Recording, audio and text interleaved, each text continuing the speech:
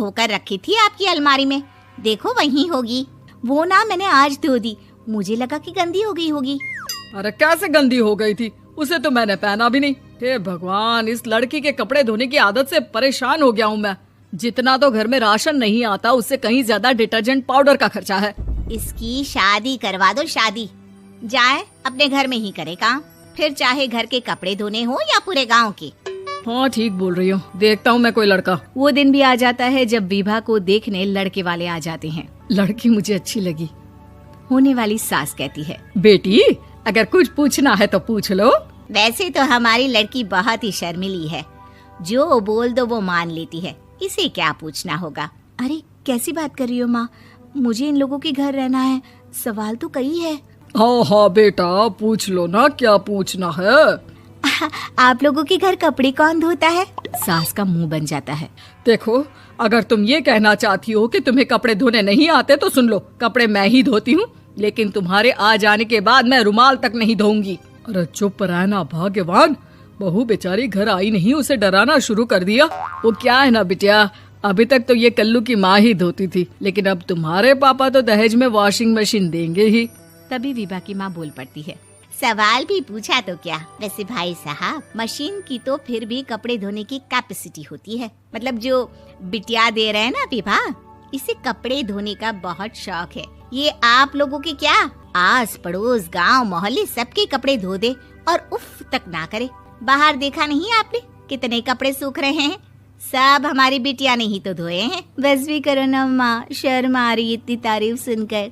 और तो और एक दाग निकाल कर दिखाओ तो मान जाओ। हाँ अच्छा अच्छा, माफ करना बेटा, मैंने गलत समझा, हमें तो रिश्ता बहुत पसंद है। और ऐसे जुड़ जाता है रिश्ता कपड़े धोने का शौक रखने वाली विभा का। उसकी शादी हो जाती है कोयला फैक्ट्री में काम करने वाले कल्लू के साथ। शादी के बाद अचानक विभा चिल्लाती हुई सास के पास आती है। सासू माँ, अरे सासू माँ कहाँ है आप? ये तो धोखा है, धोखा दिया आप लोगों ने मुझे। इसे ससुर के चक्कर के बारे में पता चल गया। अरे तो उसमें तुझे क्यों धोखा मिला है? अरे नल में पानी नहीं आता, कपड़े कैसे कब धुलेंगे? अच्छा अच्छा, तू पानी नहीं आ रहा उसकी बात कर रही है। तो आपने क्या सोचा? कुछ नहीं। अच्छा हाँ, तेरी माँ ने कहा था कि कपड़े धोने का शौक है तुझे, याद आया मुझे। शौक शौक बोलकर कपड़े धोने वाले मेरे जुनून को कम ना आके सासू माँ, कपड़ा धोना मेरा गुरूर है। तभी पति भी वहाँ आ जाता है। अभी अभी मैंने इसे सनी देओल की फिल्म दिखाई है, उसी के डायलॉग मार रही है माँ। अच्छा सुन, साफ साफ बता रही हूँ, पानी सुबह 4 से 6 और शाम को 10 से 12 आता है, समझी? विभा टाइमिंग सुनकर हैरान हो जाती है। ये क्या भूतों का मोहल्ला है? सुबह 4 बजे उठकर कौन कपड़े धोता है? 4 बजे टंकी में पानी जाता है, फिर सारा दिन धोना ना, किसने मना किया? अरे कैसी बात कर रही हैं? 200 लीटर की टंकी में कितने कपड़े धो लूंगी मैं, सुबह ही उठ जाऊंगी मैं। अब क्या था, विभा सुबह 4 से लेकर रात के 12 बजे तक कपड़े ही धोती रहती। एक रोज सास पड़ोस से निकलकर कहीं जा रही होती है कि साथ वाली कहती है, हाँ कल्लू की माँ, जरा ये बताओ कि 2 साड़ी है, 2 ब्लाउज और 1 पेटीकोट और 1 नाड़े वाला लंबा कच्छा। हाँ तो? अरे तो क्या, कितना लोगी धुलाई ये बताओ। धोबन दिख रहे हैं हम क्या? हमारे पति सरकारी नौकरी से अभी अभी रिटायर हुए हैं और बेटा सुपरवाइजर है कोयला फैक्ट्री में। धोबन समझ रखा है हमें। हाय रे कल्लू की अम्मा, माफ कर दो, वो तो मोहल्ले में यही सब बता रहे थे कि तुमने बहू को कपड़ा धुलवाने के काम में लगा दिया है। सास को पड़ोसन की बात सुनकर गुस्सा आ जाता है। वो घर पहुंचती है जहां घर के बाहर ही इतने सारे कपड़े सूख रहे होते हैं जितने कि किसी धोबन के घर पर। अरे ओ कल्लू की दुल्हन, बाहर निकल। माँ जी यहीं आ जाओ, बाथरूम में चादर धो रहे हैं हम। अरे अभी हम धोते हैं, तुमको बाहर निकलो। ये आस पड़ोस वाले बोल रहे हैं कि हम बहू से कपड़े धुलवा कर उसे कपड़ा धोने वाली बना दिए हैं। अरे छोड़ो ना माँ जी, किन लोगों की बातों में आती हो?